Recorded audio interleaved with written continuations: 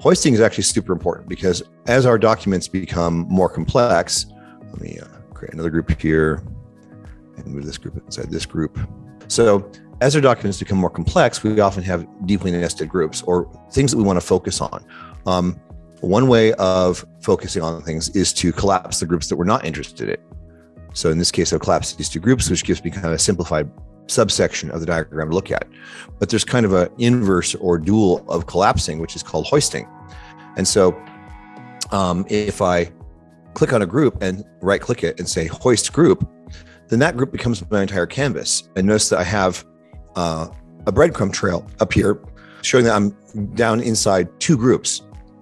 And inside this, I can, create new actions, and I can create an intermediate effect.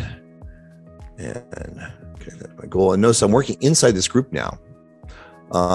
And basically I'm ignoring the whole rest of the document. Let me connect this action in as well. Okay, so now I've made some modifications that if I pop up a level, so I'm in this side, inside this group right now. If I click on the path bar here, then that group is now a group within the canvas, but notice I'm still not at the top level. I'm still hoisted one, I'm inside one group. And if I go back to the top level, then you see the entire document. Now, let's actually put something at the top level as well. There we go.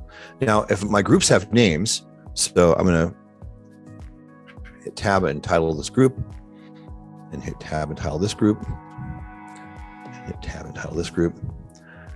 Now when I hoist inside to a group, the path bar actually shows me the titles of the group I'm in and all the way back to the top.